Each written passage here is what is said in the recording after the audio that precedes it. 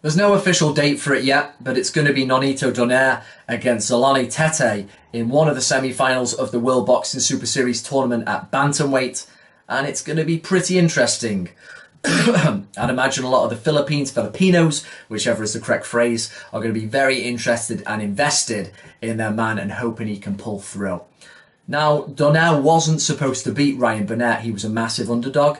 It was the first time he'd been at bantamweight in 7 years. But whatever the circumstances, however it was wrapped up, he did win. He's going to take that confidence with him. And now it's going to be his second fight at 118 pounds in 7 years. So it's going to give that older body just a little bit more time to acclimatise to this old weight and perhaps get a bit stronger. And he should go into this one knowing he's going to be up against it against Tete, one of the favourites. That is just he should have a nothing to lose mindset and really be looking forward as a wily veteran to get stuck in and see if he can make that natural power pay dividends.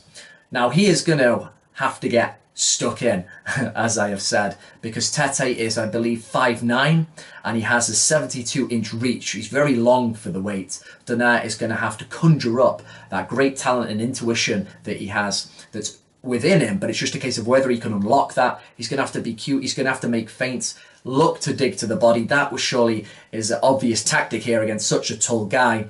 But there's a bit of a problem here I see with someone like Tete, who I rate very highly, in that he's not only a very good boxer, but he has a bit of that equaliser that Burnett didn't have. Now, there were times when Donaire was able to bully Burnett a bit, get him in the corner and let loose with shots that still had a lot of velocity.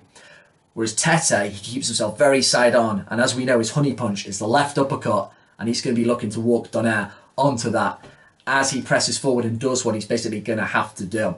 Now, it's not inconceivable that a motivated kind of Donaire who realises he had nothing to lose, comes in with the right game plan and really tries to dig with those shots, and it does sound like he's still got a lot of power down at there. That he could hurt Tete, that he could make something happen and then quickly switch it up top. Who knows? I don't discount that. But because of how disciplined Tete is, because I really do like how he does things. He's very springy. He always keeps his distance. He remains disciplined and maintains his posture throughout 12 rounds. He's a very clean boxer. As I say, he's got that equaliser. He's got a dangerous counterpunch as well.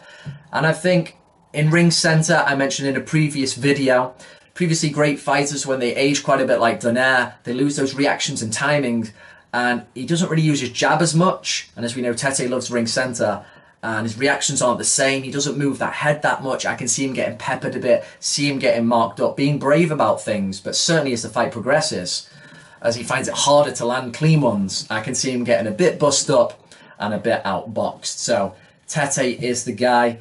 Unfortunate for the Philippine fans, who I am going to pick to win this. If Donaire was somehow to do it, it would be fantastic.